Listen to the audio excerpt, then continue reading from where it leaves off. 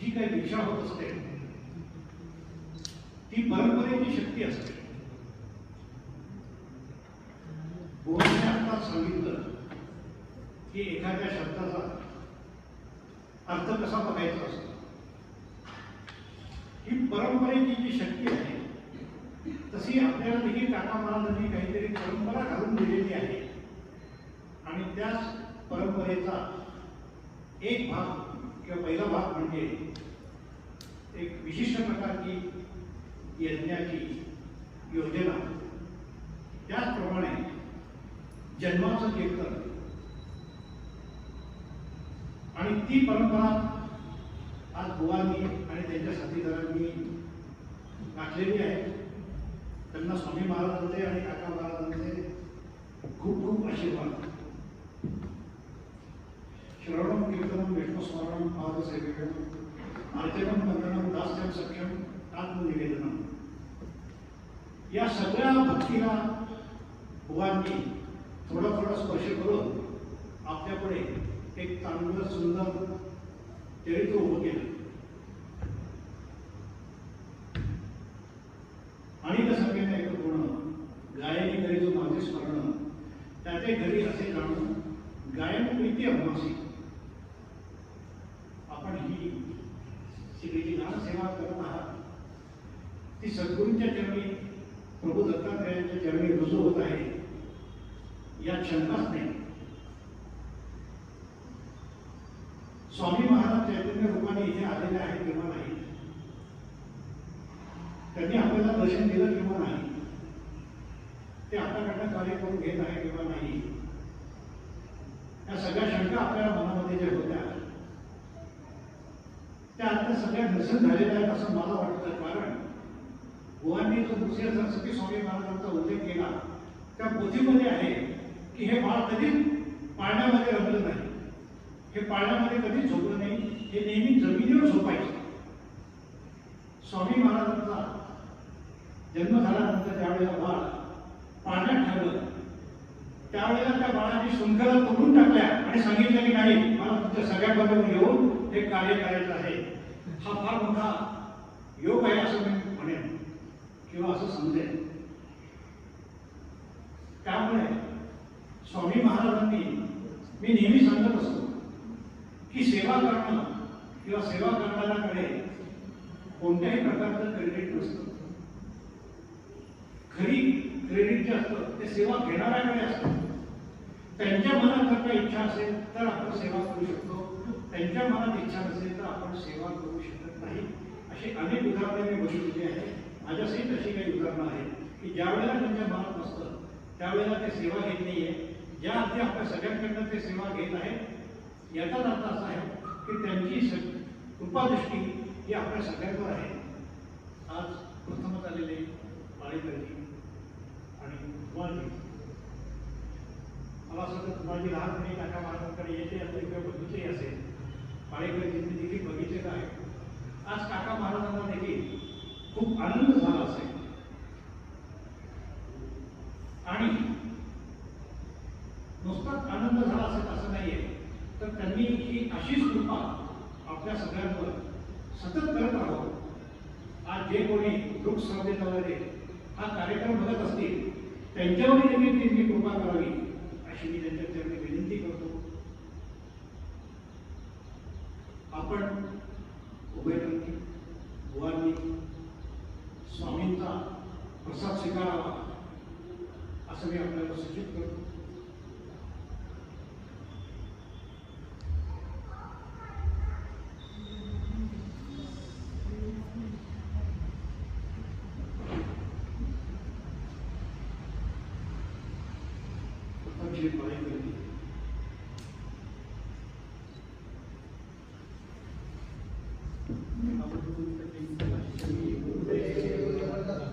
श्री सद्गुरु स्वामी महाराज की जय. श्री सद्गुरु काका महाराज की जय.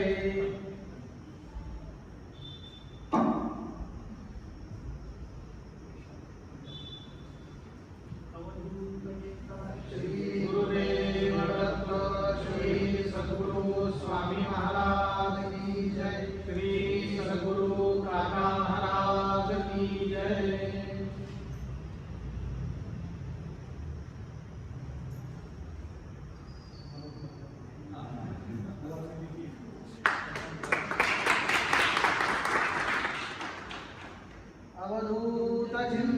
श्री गुरुदेव दत्त श्री सद्गुरु स्वामी महाराज की जय।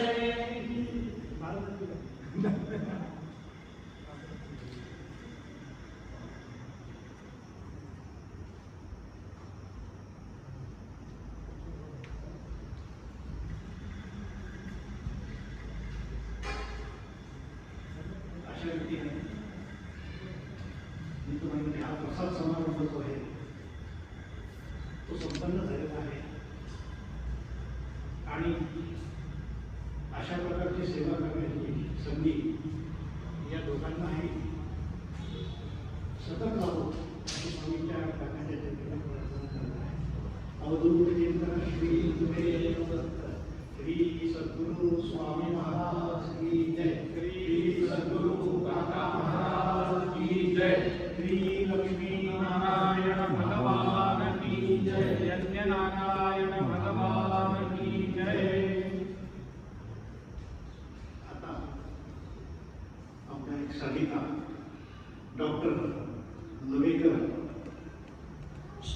यांनी त्यांना साधारणतः जी काय प्रेरणा मिळाली, जे काय चिंतन मनात निरध्यासन केलं आपल्या मार्गामध्ये,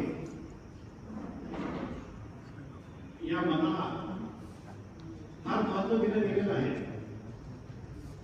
मना इतके चंचल काहीच नाही आहे। मनात वाचले, पूर्व संचित केले, दयासारखे भोगणे प्राप्त झाले, या सगळ्या गोष्टी आहेत।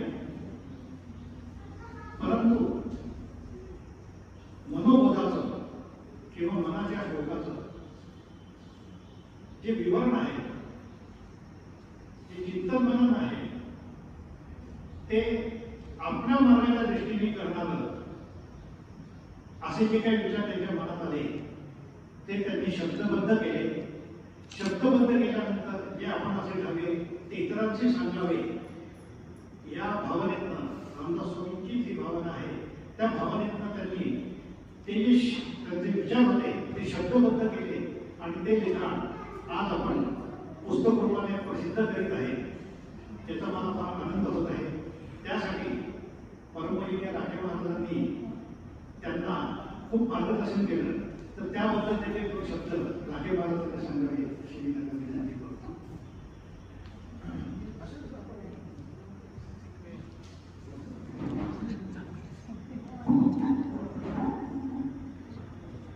अज्ञानतिमिरान्धस्य ज्ञानाञ्जनशलाकया चक्षुरुन्मीलितं येन तस्मै श्रीगुरवे नमः। परमहंस परिव्राजकाचार्य श्री लोकनाथ तीर्थ स्वामी महाराज यांच्या जन्मोत्सवाच्या निमित्ताने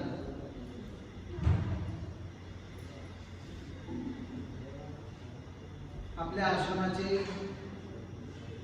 विश्वस्त संपर्क प्रमुख निखिलजी प्रभूने आज जन्मोत्सवाच्या निमित्ताने अतिशय उत्कृष्ट आणि सूत्रबद्धतेने त्यांनी जन्मोत्सवाचे कीर्तन संपन्न केले आहे। म्हणजे स्वामी महाराजांचा जन्मोत्सव आपण करतो, पण आज या जन्मोत्सवामध्ये जन्मोत्सव असं झालं की आज निखिल बुवा जन्माला आलेले आहे।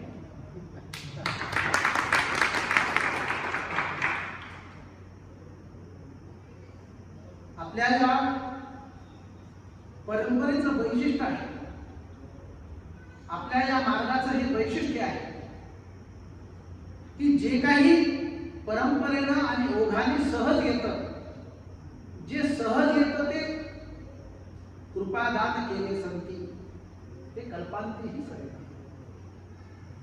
अशी कृपा निखिल गुरूंच्या माध्यमातून या ठिकाणी आज प्रगट झालेली आहे। आणि पुढचेही म्हणजे आज हे जन्माचं कीर्तन झालेलं आहे, पुढचं चरित्राचंही कीर्तन व्हावं आणि आपल्या मार्गाला जो प्रचोदना देणारा जो भाव असेल या कीर्तनाच्या माध्यमातून त्यांच्याकडून अखंड होत राहावा, हीच जन्मोत्सवाच्या निमित्ताने यज्ञनारायणाच्या चरणी, काका महाराजांच्या चरणी, स्वामी महाराजांच्या चरणी प्रार्थना करतो। या आपल्या परंपरेमध्ये असलेले गुरुमाऊली काका महाराजांचं नाव हे नारायण आणि रामदास स्वामी महाराजांचं पूर्वाश्रमीचं नाव नारायण. काका महाराजांचं जीवन जर आपण पाहिलं तर हे रामदास स्वामी महाराजांसारखं ओजस्वी, तेजस्वी आणि स्वयंप्रकाशित होतं. काका महाराजांना अनेक ग्रंथ वाचताना, काका महाराजांचे ग्रंथ वाचताना काही टिप्पणी पाहायला गेलेल्या आहेत. तर काही प्रश्न विचारल्यानंतर त्यांना असं वाटलं की हे तुम्हाला कसं सुचलं की ते आपण टिप्पणी करावी म्हणून. ते म्हणे आत्मधून मला प्रेरणा यायची, मी ती हे करून घ्यायची. आतापर्यंत भगवद्गीतेवरती अनेकांची व्याख्या, अनेकांचे प्रवचन, अनेकांची गोष्ट अनेक घडली आहे. पण शनैः रूपर्वे बुद्ध्या दुर्निमूही तया, या गोष्टीवरती येऊन चिंतन करणं, त्याचं स्वतः अनुभव घेणं आणि त्या अनुभवित शब्दावरती सगळ्या जगताला समाविष्ट करणं, ही ताकद मात्र रामदास स्वामी स्वरूप असलेल्या काका महाराजांमध्ये आहे. तसंच काका महाराजांच्या जीवनावरती रामदास स्वामी महाराजांच्या जीवनाचा फार मोठा कृपा आशीर्वाद आहे. काका महाराजांनी आणि रामदास स्वामी महाराजांचं जीवन जर पाहिलं तर आपल्याला थोडंसं साम्य दिसेल. रामदास स्वामी महाराजांनी विवाहातून निघाले आणि नाशिक क्षेत्रामध्ये आले आणि नाशिक क्षेत्रामध्ये त्यांनी रामनामाचं अनुष्ठान पूर्ण केलं आणि जगताचा पूर्ण अभ्यास केला आणि या जगामध्ये जे आवश्यक त्या काळामध्ये होतं ते कार्य पूर्ण केलं. काका महाराजांनी त्यांच्या नोकरीच्या कालखंडामध्ये सर्व ग्रंथांचं अध्ययन केलं. स्वामी महाराजांकडून कृपा प्रसाद प्राप्त केला. 1950 ते 1990 सालापर्यंत काका महाराजांनी साधना परिपक्व केली. त्यानंतर काका महाराजांनी गायत्रीचं पुरस्चरण केलं आणि काका महाराज तिथून पुढे जगाच्या प्रचाराकरता मोकळे झाले. ही साम्य अवस्था, हे संतांचं जे कार्य असतं ते एकमेका सहाय्य करू असं असतं. रामदास स्वामी महाराज आणि काका महाराज हे एकच. काका महाराजांच्या जीवनामध्ये अनेकदा प्रवचन करत असताना, व्याख्यान करत असताना मनाचे श्लोक, दासबोध, त्यानंतर अनुदिन अनुतापे याच्यावरती काही शब्द, करुणाष्टक, याच्या अनेक गोष्टी येत होत्या. त्या कुठून येत होत्या, कशा येत होत्या ते फक्त त्यांनाच माहिती, बाकी कोणालाही माहिती नाही. आणि अनेक साधकांना ते रामदास स्वामी महाराजांच्या मनाच्या श्लोकातला एक भाव निश्चित सांगायचे. मूळारंभ आरंभ तो निर्गुणाचा. जे निर्गुणरूपी निराकार चैतन्य घन श्वासोच्छ्वास आहे तो आपल्या, जसं आता बुवांनी अभंगामध्ये घेतलं की खऱ्या देवा, तो खरा देव जो आहे तो निर्गुणरूपी निराकार चैतन्य घन परमात्मा, त्याचा विसर पडू नये याकरता स्वामी महाराज, काका महाराज कोणाला तरी प्रेरणा देतात. आपल्या काका महाराजांच्या अतिशय जवळच्या सान्निध्य साधलेल्या आणि गुरुकृपांकित असलेल्या लवेकर मॅडम यांचा अनेक दिवसापासून ग्रंथ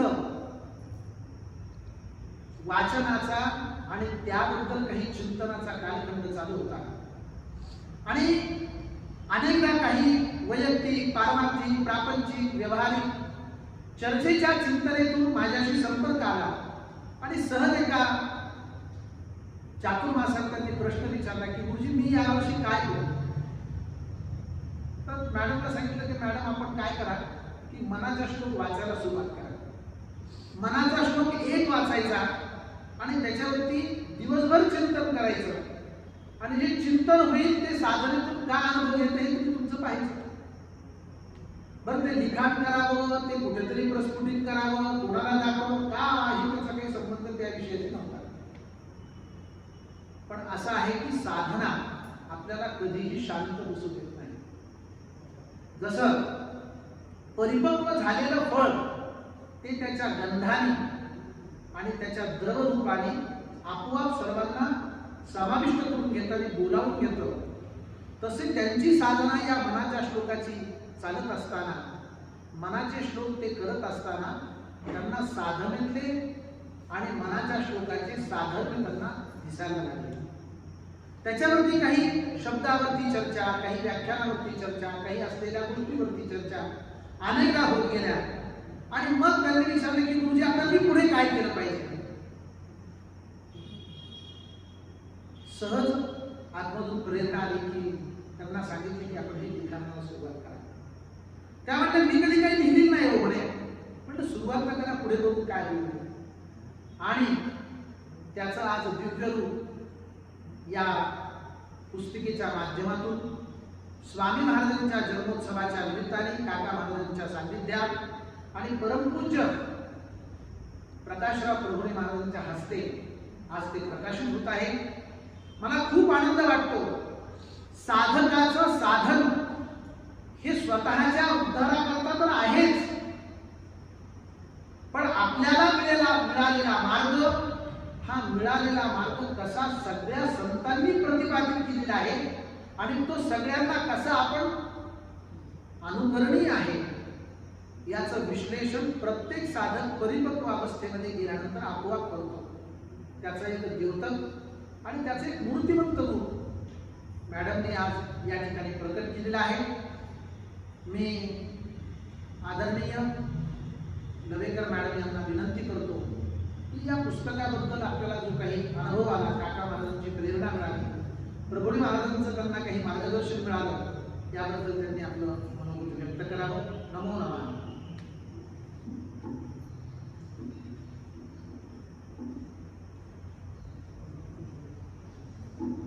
नमो नमः. सद्गुरु श्री स्वामी महाराज की जय. सद्गुरु श्री काका महाराज की जय. परमपूजनीय प्रभुणे महाराज आणि राठी गुरुजी आणि तसेच सर्व विश्वस्त मंडळी आणि इथे उपस्थित सर्व साधक मुमुक्षु जिज्ञासू सर्वांना प्रथम वंदन करून मी थोडक्यात फक्त या पुस्तकाच्या मागची जी भावना आहे माझी ती व्यक्त करण्याचा प्रयत्न करते. साधारणपणे 2-2.5 वर्ष हे काम चालू होतं. पहिली प्रेरणा मिळाली की राठी महाराजांनी दिली, राठी गुरुजींनीच दिली. ते असं म्हणाले, त्यांनी 2 गोष्टी सांगितल्या आपल्या. पहिल्या चातुर्मासात की तुम्ही 1 महिना मौन करा आणि दुसरं म्हणजे मनाच्या श्लोकाचा अभ्यास करा. तर मौन झाला 1 महिना आणि मनाच्या श्लोकाचा अभ्यास करताना, त्याच्यावर चिंतन करताना बऱ्याच एक 8-10 पुस्तकं त्यांनी त्याच्याकरता सगळी वाचली आणि त्याचं हस्तलिखित तयार केलं. प्रत्येक श्लोकामधून आपला मार्ग कसा आला हा शोधण्याचा प्रयत्न केला आणि ते अभ्यासपूर्ण एक पहिलं हस्तलिखित तयार झालं.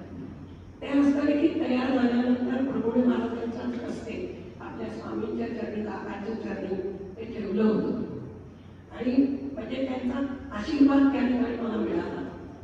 त्यानंतर नगरचे मोहन महाराज म्हणून आहेत, ते मोहन महाराजांबरोबर आम्ही गाणगापूरला गेलो असताना त्यांनी सांगितलं की तुमचं हस्तलिखित आपण सरस्वती स्वामी महाराजांच्या चरणी ठेवू आणि त्यांनी ते तिथे ठेवलं आणि त्याला पण आशीर्वाद घेतला आणि त्यांनी तेव्हा मला असं सांगितलं की ह्या हस्तलिखिताचं पुस्तकात रूपांतर करा आणि दुसरं म्हणजे तुम्ही बालसंस्कार वर्ग सुरू करा, म्हणजे जेणेकरून सगळ्यांना हे कळेल.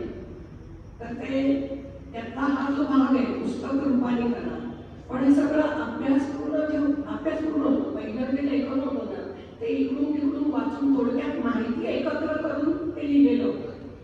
मग दुसऱ्या चातुर्मासामध्ये राकेशजींनी सांगितलं, ते म्हणाले आपल्या नेहमीच्या साधनेच्या व्यतिरिक्त 2 तास साधना करायची आणि त्या साधनेमध्ये 1 किंवा 2 श्लोक घेऊन त्याच्यावर मनन चिंतन करायचं आणि उत्स्फूर्तपणे तुम्हाला जे काय सुचेल ते घ्यायचं. असं मी दुसरं लेखन केलं आणि नंतर पहिलं लेखन आणि दुसरं लेखन यांची सांगड घालून तिसऱ्यांदा परत ते तयार केलं आणि आज ते पुस्तक रूपाने आहे.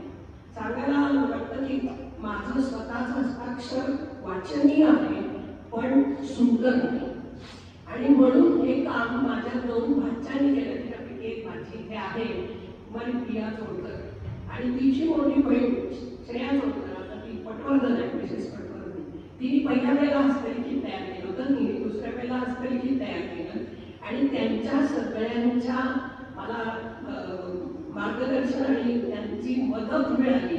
त्याच्याच बरोबर सगळ्यात महत्त्वाचा उल्लेख करायचा आहे की 2दा लिखाण केलं ना अहो लिखाण मी केलं, पण प्रभुणे महाराज आणि राखे गुरुजी या दोघांना ते दोन्ही लिखाण दोन्ही वेळेला पूर्णपणे वाचत राहतं. आणि त्यांनी ते इतक्या बारकाईने वाचलं आणि बारीक सारीक मला सूचना केल्या की त्यामुळेच या लिखाणामध्ये नेमकेपणा. प्रभुणे महाराजांनी खूप वेळेला सांगितलं की आपला मार्ग कसा येईल याच्यावरती जास्त तुमचं लक्ष त्या ठिकाणी असायला पाहिजे. म्हणून पहिल्या लेखनात आणि दुसऱ्या लेखनात फरक पडला आणि मग दोन्हींचं मिळून ते या ठिकाणी तयार झालं. आता प्रश्न असा होता की राखे गुरुजींनी सांगितलं म्हणून मी हे केलं, हे जितकं खरं आहे त्याचबरोबर हे पुस्तक प्रकाशन व्हावं हे आशीर्वाद म्हणून सरस्वती स्वामी महाराजांनी दिला. पण कसं करता आपल्याला मिळाला असेल तर माझ्या मनात आलेले विचार सांगते की आपल्याला काका महाराजांनी जो संकल्प केलेला आहे सर्वेपी सिद्धयोग दीक्षितः भवन्तु, याच्याकरता प्रचार प्रसाराचं कार्य करावं हे काका महाराजांनी आपल्याला सांगितलं. मी माझा जर विचार केला तर मी माझे शब्द मांडू शकते, पण फिजिकली मी प्रत्येक ठिकाणी जाऊन हे कार्य करू शकले नाही. मग माझ्या असं मनात आलं की आपण या मनाच्या श्लोकामध्ये जर आपल्याला हा मार्ग मिळालेला आहे, हे जर पुस्तक रूपाने अनेक घरांमध्ये गेलं तर त्यांना या मार्गाची आपोआपच माहिती मिळेल. आणि म्हणून मग हे पुस्तक प्रकाशन करण्याचा मी निर्णय घेतला की जेणेकरून तन मन धन तिन्ही रूपाने स्वामींनी आणि काका महाराजांनी माझ्याकडून सेवा करवून घ्यावी आणि ती आज त्यांनी माझ्याकडून सेवा करवून घेतली आणि त्याचं फलित म्हणून आज या पुस्तकाचं प्रकाशन प्रभुणे महाराजांच्या हस्ते होत आहे. मी त्यांना विनंती करते की त्यांनी या पुस्तकाचं प्रकाशन करावं.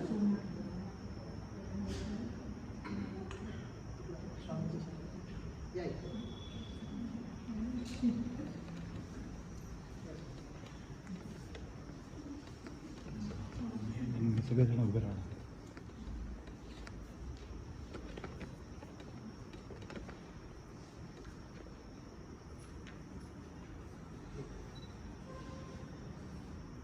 अवधूत चिंतन श्री गुरुदेव दत्त श्री सद्गुरु स्वामी महाराज की जय. श्री सद्गुरु काका महाराज की जय.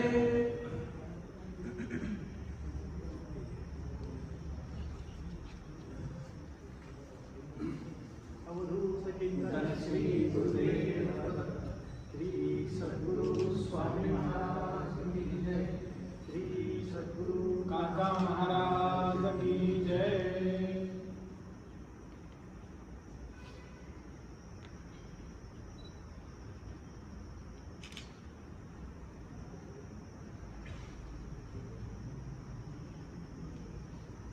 अजून एक सांगायचं म्हणजे मनाचे श्लोक सिद्धयोग पंथराज या मनात आणि माझा आता काय संबंध यांच्यामुळे जोडत चाललाय पण असतो.